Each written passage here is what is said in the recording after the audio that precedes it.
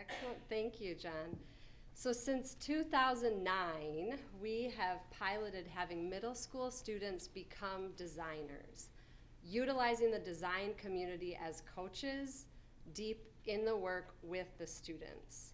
Today, our focus in our 10 minutes will be on Zeeland Christian School's case study, which expanded our collaboration to include professional development for teachers.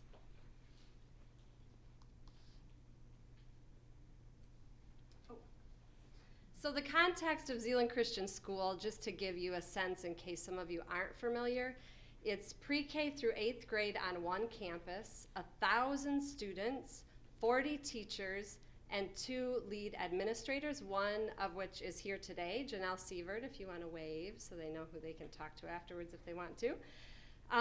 Our focus of our energies and work was predominantly with the middle school, which is 225 students and 15 teachers.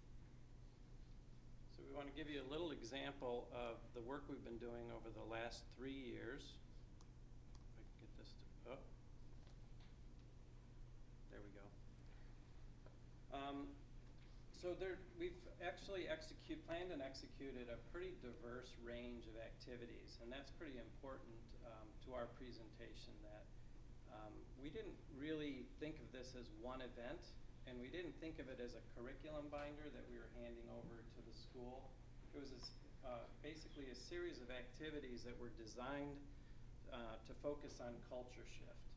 The activities represented a journey starting with immersive trial experiences that provided exposure, leading to process and methods awareness. So we thought it was really important to first kind of make people aware of language and terms and activities and tools and things like that.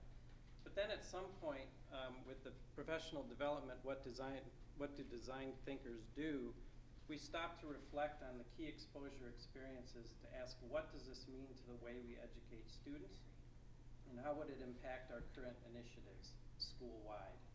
We asked, what does a design thinker do, and how would we benefit from approaching education in a similar manner?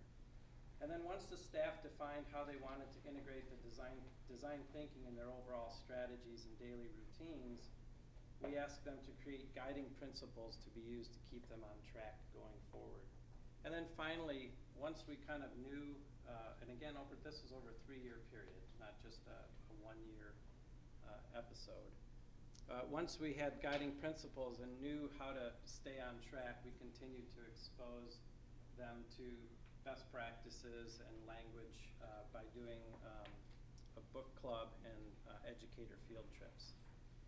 So preparing for this presentation, we interviewed Janelle and asked her, okay, of these 9 activities, which ones really had a significant impact on your teachers in school and your approach to integrating design thinking? And she mentioned that there were 3 that really made a difference, and I'm going to go a little deeper into them. The first was the What If Innovation project, which essentially was an immersive 3-week design project with the entire 6th grade. What's unique about it, and we're seeing a lot of this in other schools right now, it was an authentic design challenge covering the entire range of the human-centered design process. From understanding the project definition and actually critiquing the project brief created by a real client, understanding the client's needs, executing end-user discovery research, going through an ideation phase, and ending with a large-scale community presentation of the final results. Project brief was provided by the City of Zeeland, and the project was a new park to be built right downtown Zeeland. We combined teacher professional development with student experiences, as the teachers were actually asked to facilitate the process. So we were standing behind them with basic curriculum and approach and coaching them through it, but the teachers were actually facilitating the process. So it was a pretty deep dive immersive experience for them as well. The really cool thing is we had 20+ design professionals from West Michigan supporting the program in a 3-week period, so that really made a significant impact. Although the project had been started already by the city before the kids got involved, the 6th graders had a significant impact, making recommendations for features to make the park more enjoyable by the public. For example, they added a year-round fireplace and a performance stage, 2 features that weren't included in the original plan. So, and then a few weeks after the project, actually a couple months after the project, we had the city manager and the city marketing manager return to the school and give the kids an update on their influence on plans, and they were pretty excited to hear that they had such an impact. The next significant project was the guiding principles. Am I getting too far away from this? Better. Okay. The guiding principles. I'm afraid of microphones. No. As I mentioned earlier, we recommended that the educators at ZCS create some guiding principles to keep them on track going forward. These principles were created as reminders of activities and the way of being that will keep them motivated and also allow them to measure their progress. So this process was a facilitated process, and the principles were developed under 3 key categories that the teachers created themselves. One was being innovative educators. There was a grouping of principles under that. The second was about engaged learners. And the third was interactive communities, which was a significant impact on or key learning for the group. Just to give you an example, under innovative educators, there were 3 principles. One was guide students through authentic project-based learning experiences that are open-ended, inquiry-based, and collaborative in order to benefit others inside and outside the school. And you can imagine the inside and outside the school is kind of a Christian school twist that made human-centered design also fit within the culture of the school. Another example under interactive communities, one of the principles was identify broader community needs through interactions with partners inside and outside the school day. So they're broadening their perspective of when they should engage within the community. So as you can see, these are actionable principles. Each can be measured, and as a matter of fact, the teachers have created a chart of indicators that helps them to reflect and measure their results. And Janelle and the staff are using that chart today to check their progress. So the third thing that made a real impact, according to Janelle, was these educator field trips. So we identified local companies that we could use. We could meet with their leaders and talk about a visit, an experience, where those enterprises could communicate and illustrate key principles of human-centered design. So the 3 that we went to visit were Ambrose, which used to be in Holland, and Shout out to Adam Weiler. Here. Ambrose is now part of WMCAT, and Ambrose was an after-school high school arts education program, and we focused on visualization and storytelling when we took the staff there. We went to Forcia. Forcia is a French automotive interior supplier that has a design studio in Holland, and we focused on iteration and prototyping at that visit. And then we went to Herman Miller, where we focused on collaboration and discussed the future of work. At that visit was really interesting. All through this process, a lot of the educators even kind of admitted that that they were developing people that were going to be the future workforce, and so it was important to spend time talking about that with Herman Miller. So go ahead. So upon reflection, we found the key outcomes were not so much percentages or things of that nature, but excuse me, 5 key culture shifts that have occurred and continue to occur at Zeeland Christian School. Can I have you click that for me since you got a hang of that? The first, shifting the student role from consumer to producer. These are terms I think everyone in this room has probably heard or read or hoped for. But we do have a lot of concrete examples as to how that is occurring, switching the teacher as that primary source of knowledge to the student pursuing solutions and resolving things. Secondly, from the angle of the administrator and the team leaders, planning meetings has shifted from defining those 5 main points to discuss at the meeting, shifting it to what collaborative protocols could we use to accomplish a certain outcome. So staff meetings have become an opportunity to give teachers access to innovative habits and practices. Thirdly, it's the shift from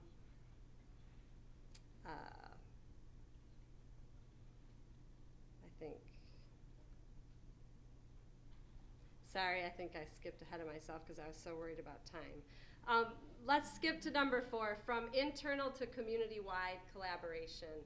Zeeland Christian's definition of collaboration has dramatically expanded over this last 3 years, built on their positive experiences of the broader community actually wants to engage with our students and is very open to that. So we have many, I could catch coffee with you and tell you many stories about that.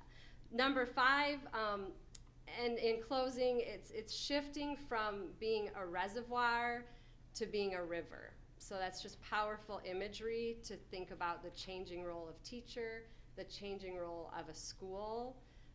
It goes right back to what was shared in terms of Talent 2025. We must collaborate as an ecosystem and stop operating in silos. So thank you very much for the opportunity to give you a little tease of what we've had the pleasure of participating in at Zeeland Christian School. Thank you. Thank you, Carol and Bill. And in 2014, we ratified a new strategic plan that we worked on with Seth from the New North Center. And not surprisingly, as a result, innovation and futures in human-centered design stood at the center of what we're trying to get done for the next 3 years. And we got a lot of national attention for that strategic plan. It's been recognized by AAM. So when I was working with John on the plans for this event, there was no one else I could think of other than the Northview Public Schools high school team and Christopher to talk about this partnership, because I think it exemplifies some of the very best thinking in the strategic plan, from human-centered design and collaborating with great people. So I'm going to turn it over to them, and they're going to tell you a little bit more about the work that they did together. All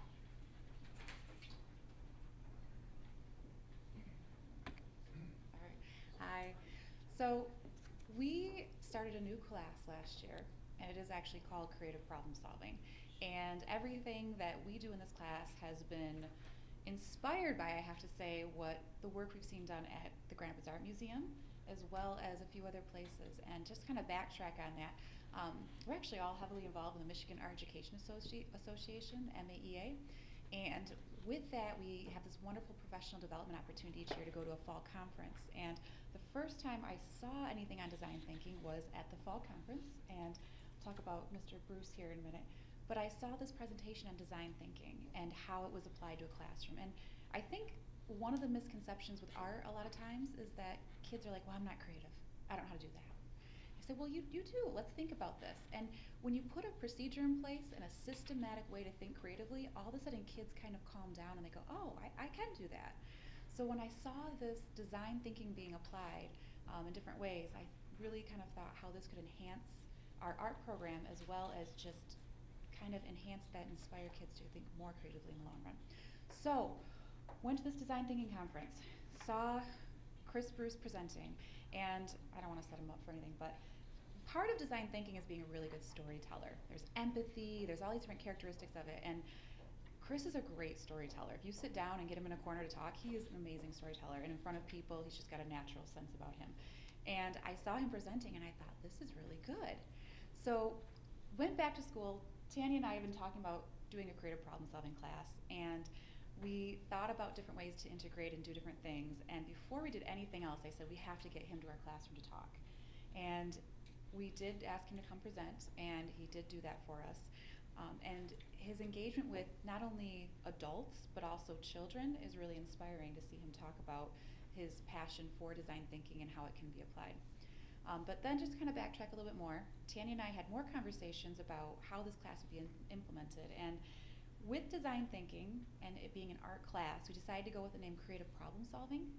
And what we had the kids do was start with a concept of design thinking, teaching them that, going through different strategies and ways, and little practice activities to learn about design thinking. But then we thought, to really get some weight behind this class and understand what it's doing, we need something else. So we tapped into the core subject areas, and we went to each core subject teacher, math, science, English, and social studies, and we asked them, what is something that you struggle with? What is something in your class that your kids like don't get, or maybe they need help like reinforcing, or just something that's maybe not your favorite thing to teach in that class? And they each kind of came back with a different topic for us and things that were a struggle for them. So we then in turn went to Chris, asked him to present on design thinking, and he came to talk to our kids, and then Tanya's going to take it from here and tell you kind of what we did with that. Okay. As Tricia stated, the projects that were created for the Creative Problem Solving class were centered around the 4 core areas and the most challenging components of those subjects. With each of the 4 core areas, we wanted to stay true to the ideal process and still infuse the visual arts. We were able to do that by focusing on the concepts of form, fit, and function, what is a design team, and the fundamentals of the creativity process. For example, the social studies teachers stated that they really struggled with the Federalist Papers. Now, with a show of hands, how many of you remember what the Federalist Papers were? Okay, it's okay, there's no test or anything like that. For those of you who had forgotten, like myself, the Federalist Papers were a series of letters written by Alexander Hamilton, John Jay, and James Madison. And they were designed as propaganda for the support of ratification of the new Constitution. Now, this Constitution would eventually become our own Constitution. So, within the framework of IDEO, here are the steps of the process within the social studies unit. Step 1, discovery. The project was to create an iMovie trailer, and that focused on the key components of the Federalist Papers. Step 2, the interpretation. The social studies teachers were interviewed, and in small groups, the students investigated the different letters, and then they created that iMovie trailer, which would be in step 3. Now with step 2, we also had a field trip where the students actually found and made connections between the key components of the Federalist Papers and Art Prize. So backtracking to step 3 now, ideation. The storyboards were developed and mind maps were created. And step 4, exploration. Students actually filmed and edited their own iMovie trailers. And step 5, evolution. After watching the iMovie trailers, the social studies teachers gave feedback, after which the students had 1 week to evolve their ideas to better fit their clients' needs. This process was done for each of the core subjects.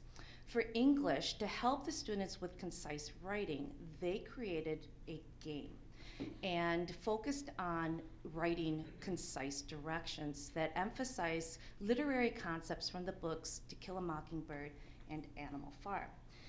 This Rick Mushing from Kent ISD helps students understand the connection between biomimicry and the scientific method in science. Afterwards, the students had the ability to print a prototype of their design using the 3D printer that was on loan from the Kent ISD. The data that was collected for the science unit was then used to create infographics that really showed the interpretation of data, which was the primary focus for the math department. Now, all of the units were designed to help facilitate the ideal process for our final project. Springboarding from Ottawa ISD's summer program, the students were in design teams and they had real life clients such as Flexco and Wisemaker of the Geek Group. They had real life needs. So their ideas were pitched after going through the ideal process, and their evolved ideas were then resubmitted by the end of the semester.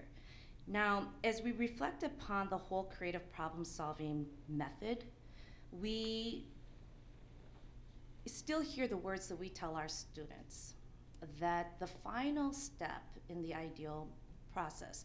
Evolution is not the end, it is only the beginning. And so Christopher is going to now tell you more about what he does with design thinking. John, how are we on time? We have about 4 minutes. Oh, good, wonderful. So really what I'm, excuse me, what I'm here to talk about is sort of the why. We get asked at the museum, why do we care about design thinking? We're a 100-year-some old institution. We focus on collecting the best visual art. And as John will attest to, that sometimes means we're lacking in our design collection, which we are working on. But as John mentioned, we've made an effort to change our not only strategic plan but collection policy to focus on innovation and design thinking. And trust me, if we can get our staff on board with design thinking, then we can get your students on board with design thinking. We're always looking for the best practices, best principles that we can incorporate not only into our teaching, but we can then train our network of teachers to go out and use in their classrooms. And for the past 4 years, that has been design thinking. We're always talking about education changes, trends change. Well, good design doesn't. Good design lives on. Good design passes the test of time. And the thought process that went into good design also passes the test of time. We want to train students how to think like designers. We want our students to have the skills that designers have.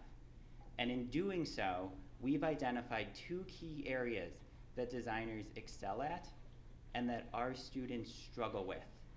That first is empathy. Our students can be assholes. It's true. Most adults can be as well. We need to be able to relate to one another, to understand one another. Design thinking teaches empathy. Furthermore, design thinking teaches an acceptance of failure. Failure is natural, and unfortunately we live in a society that punishes failure. Our students are afraid to take risks. They're afraid to try new things, and it's not their fault, it's our fault. We live in a society that values testing above all else. And if you don't have the right answer, you're wrong. You're not worthy. But that's not true. Who here has failed? Yeah, we've all failed. We're all big failures. But that's wonderful, because we learn more from our failures than we will ever learn from any of our successes. That's why Graham is passionate about design thinking. That's why Graham is passionate about partnering with great individuals like these and all of you. And we're not going to stop teaching design thinking anytime soon. Well said. Ooh, Oh, what, one more? I forgot to show you the end product of the social studies unit. This is one example. We need you, John. John, we need your password. Tell everyone in this room. Everyone's going to get a good look at my son. In the meantime, Chris has a wonderful quote that we've used with the students in the classroom, and he had it in his presentation, and it was the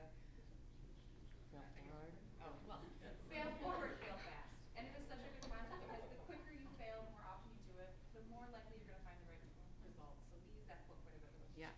So with that, the trailer that you're going to watch took about 4 editing processes before they finally got it to where the social study teacher actually stated he would use this in his course. It was a tough sell too, by the way. Our history department is not like, this was a tough sell.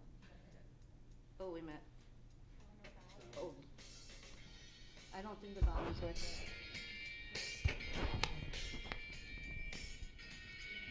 Can you hear the music?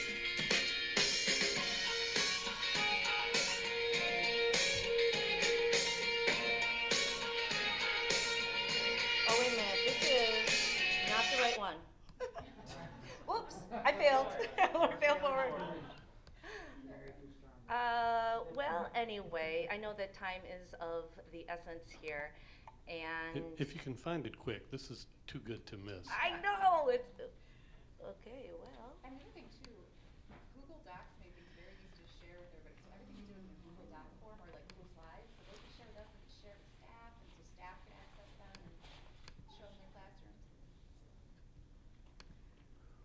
While she's doing that, I know this is going to be an endorsement, but I so like what I've seen the Graham do, how they have shifted their thinking and where they're going, and boy, are they a resource for any of the school systems around design thinking. And Chris is, and here's evidence of it, but if you have an old impression of the art museum, get rid of it, because it's a completely new thing, and I would encourage you to become more familiar with what they're doing and what they can do and how they can work with any of you.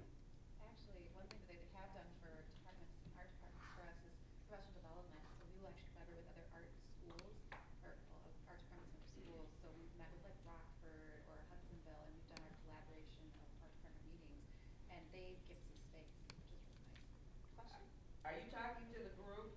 You need the mic. Oh, I'm sorry. Yeah, I'm sorry. Yeah, I was just saying, we've done some collaboration and professional development at the Graham with other art departments in the area, and we've gotten release time for that, and it's been a wonderful resource because you have access there to a studio space as well as a presentation area, and they're very open to doing that, so that's been really nice. Okay, now here is the featured show.